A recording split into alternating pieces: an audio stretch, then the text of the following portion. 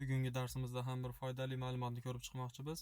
Hech o'zingizni doimo bandsiz, qachon qarasa vaqti yo'qsiz, lekin bir foydali katta-katta ishlarni qilmayotgandek tuyuladimi? Ya'ni shu savolga javob topish uchun time managementga oid bo'lgan bir foydali metodikani ko'rib chiqmoqchimiz. Bu Eisenhower Matrix deyiladi. Ya'ni bu ishlarni tartibga solish. Time management deganda, vaqtni boshqarish deganda ko'pchilik vaqtni boshqaraman deb tushunadi. Boshqacharoq atasa ham bo'ladi. Buni vaqt ichida o'zingizni boshqarish. Ya'ni sizni vaqtingiz ichida o'zingizni, ya'ni ishlaringizni tartiblash orqali boshqarishingiz unumlilikni oshiradi. Ya'ni time management bu berilgan vaqt ichida ko'p ish qilish emas, ya'ni sizga muhim bo'lgan ishlarni tanlab qila olish. Chunki inson baribir vaqt qilich kabi keskir, u o'tadi, to'xtamasdan oldinga qarab yuradi. Siz qancha xohlamang, hamma ishni ulgurmasligingiz, qila olmasligingiz mumkin. Ya'ni time managementga amal qilsam, vaqtni boshqarishni o'rgansam ko'p ish qilaman emas, ahamiyatli, ya'ni prioritet bo'yicha ustunroq bo'lgan muhim ishlarni qilish bu time management deb tushunsak yaxshiroq bo'ladi. Xo'p, bu nimadan iborat? Demak, 4 ta qismga bo'lib olamiz ishlarimizni. Bu chiziq orqali birinchisi muhim taraf, ikkinchisi muhim emas tarafga. Tepa taraf muhim ishlar, pastda muhim emas. Va buni ham yana vertikal tarzda ikkiga bo'lib olamiz. Shoshilinch va shoshilinch emas. Bunda bizda 4 ta hudud paydo bo'ladi. Shunga ko'ra ishlarimizni 4 ta hududga ajratishimiz kerak. Aytaylik, bu hududda, ya'ni ham muhim, ham shoshilinch. Aynan mana shu ishlarni biz nima qilishimiz kerak?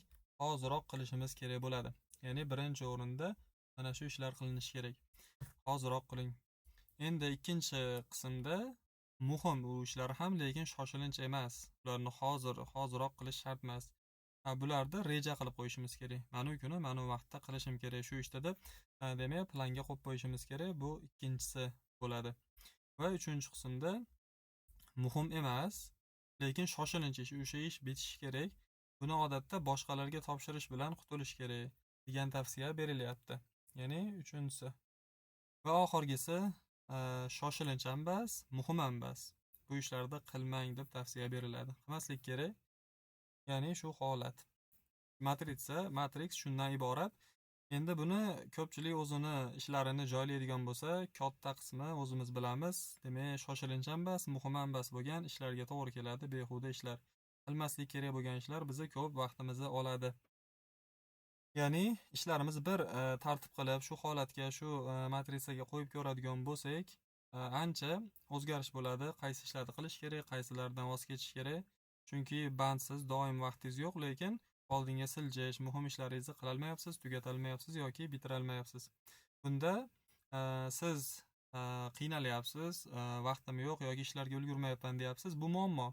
Demak, muammoni asl sababini bilish uni yechish hisoblanadi. Ya'ni muammoni o'zini yaxshilab tushunib olish yarim yechim hisoblanadi. Muammoni hal qilgan hisoblanasiz agar muammoingizni to'g'ri yaxshilab tushunib olsangiz. Xuddi shunga ko'ra ishlar tartiblashda shunga amal qilish kerak. Bir sinab ko'rsa bo'ladi. Endi bunga namunaviy misollar qo'yib ko'rsak, hammada har xil bo'lishi mumkin. Ya'ni bizda mana 4 ta turga har xil ishlar qo'yib ko'rilgan. Misol uchun, hozir qilaman, ya'ni muhim va shoshilinch. Bu bugun qilmasangiz ertaga foydasi yo'q. Ota-onangiz buyurgan ishlar, misol uchun ota-onasi aeroportda kutib turibdi, uni olib kelish kerak. Ham shoshilinch, ham muhim. Har kunlik vazifalaringiz.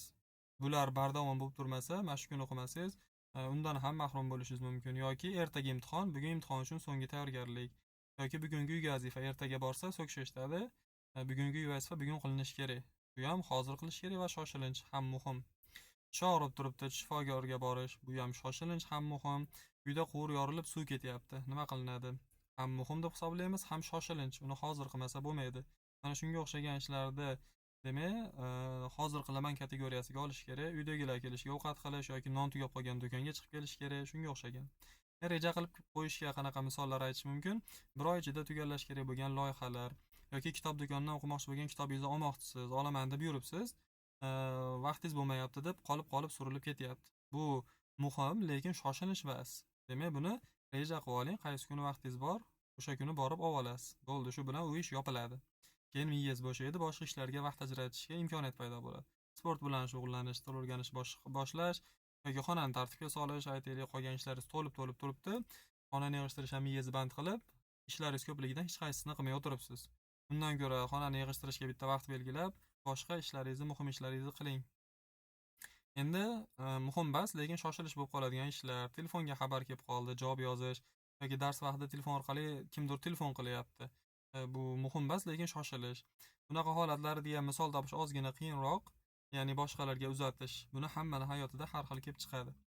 Va bizni eng ko'p chalg'itadigan ishlarimiz bu qilmayman kategoriyasiga tushadi. Ya'ni TikTokda soatlab videolar ko'rish, 2-3 soat davomida telefonda o'yin o'ynash, serial yoki YouTube'da ko'rsatuvlarni ketma-ket ko'rish, YouTube'da kommentariy o'qib o'tirish yoki bekorchi suhbatlar va fikr bermaydigan Telegram guruhlarini o'qish yoki doim Instagram scroll qilish. Bu o'sha reelslar tomosha qilish hisoblanadi. Bularni qilish demak ham muhim bas va shoshilinch bas. Shuning uchun nima qilish kerak? Bularni qilmayman degan kategoriyaga olish kerak bo'ladi. Ya'ni shu holatda ajratib qo'yamiz. Ya'ni bularni birinchi o'rinda qilamiz, bular ham qilinsin. Bularni o'ylab ko'rish kerak. Bunisini oxirgisini butunlay qilishdan voz kechish kerak. Vaqtimizni ozgina tartibga solgan bo'lamiz.